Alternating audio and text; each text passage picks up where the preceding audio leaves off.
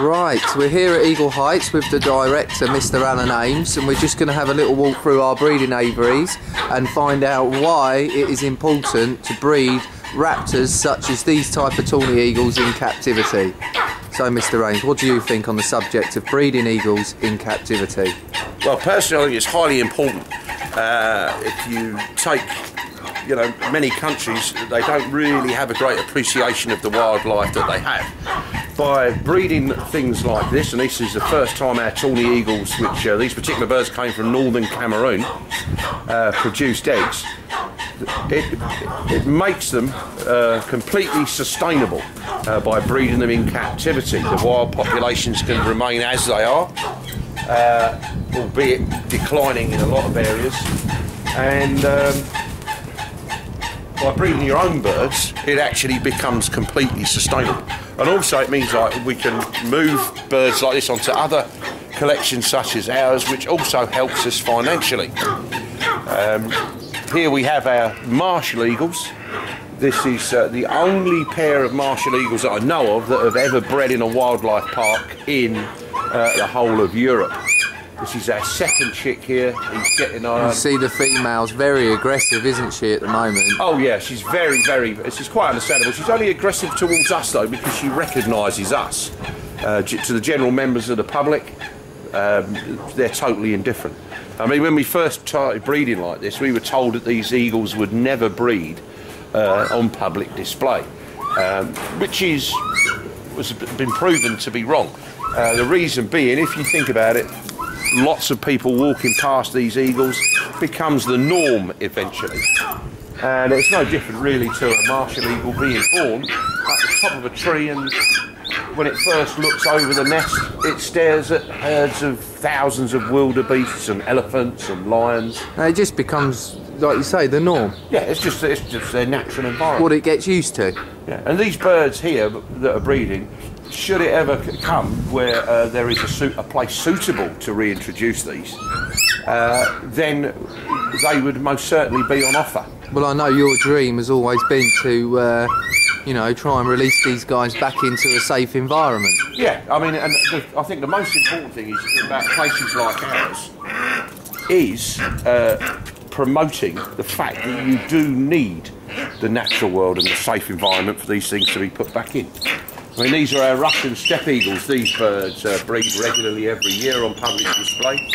And we now fly one of their chicks that we kept to explain to the visitors about this particular species. We move on to the next aviary. We've got our pair of bald eagles. Now, these birds are probably in their early 20s now. It may be possible to see the female laid her eggs about 3 days ago. And, just see her, yeah. And we would suspect now that she has 2 eggs. Obviously, we're not going to go in there. That would be rather a silly thing to do because the eggs could get damaged, and plus the fact you could end up with a bald eagle hanging off your head. But if these 2 chicks, or if the eggs are fertile, this will be chick number 31 and 32, I believe. And again, fantastic. All these chicks have gone out to other collections. It improves the captive breeding stock, and they're used for educating the public about the natural world. One thing we can see about these eagles as well, like the male here, is just what great condition their feathers are in, and how healthy they're looking as well. They're quite happy to be in captivity. Well, yes. I mean, if you take a bird like this on average, when we did that film work for Earthflight, one of the film sequences was one of our bald eagles eating a 10-pound salmon, and once the bird ate that 10-pound salmon, it did nothing for 3 days. Yeah, that's right.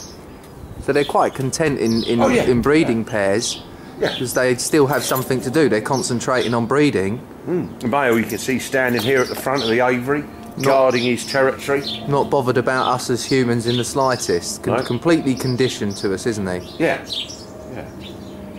And there is nothing wrong with this is what CITES was set up for. CITES was set up to control the trade in endangered species, and if you can make the trade in endangered species sustainable by breeding in captivity, and using them as an educational resource, this actually does help the species in the wild. Of course it does. And conservation costs money.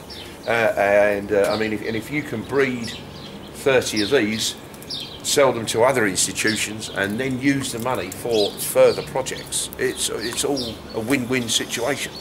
And like you say, it is just sustainably allowing us to carry on with conservation. Yes, indeed.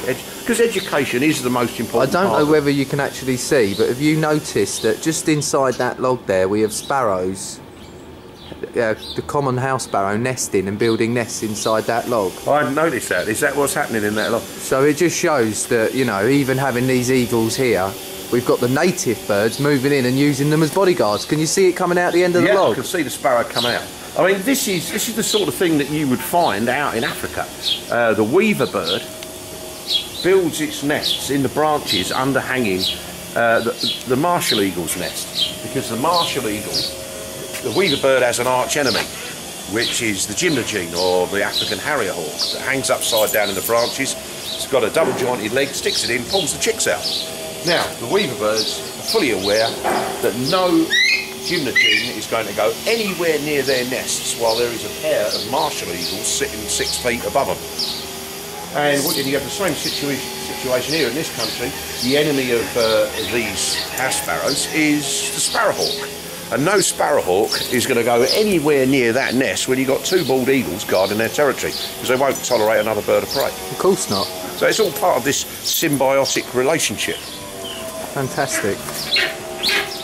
Well, let's hope that we can do something in Africa the same. Well, you could imagine, couldn't you, having breeding pairs of all different African species ready as a sort of resource if there was a safe environment to reintroduce them back into. Yeah, and educating the people that you don't eat crowned eagles is very important. But obviously, alternative food sources to bushmeat has to be supplied. Yeah. And it isn't all about sustainability, isn't it? Well, it is. Sustainability is the key. I mean, like when I lived with the Baka in Cameroon, because they live sustainably as part of the forest, they have no impact on the forest or the life that's in it, or the populations, because it just fluctuates naturally. But it is the people from outside the forest, in the cities, that are killing gorillas and chimps and eagles and other things for bushmeat that have the negative impacts, not the people who live as part of the forest. I see. Okay, well, thank you very much for your time, Mr. Ames. That's my pleasure. And good luck with the up-and-coming breeding season. Well, yeah, let's hope the project in Africa comes to fruition and we can make a difference and help. Thank you very much, Alan. Pleasure.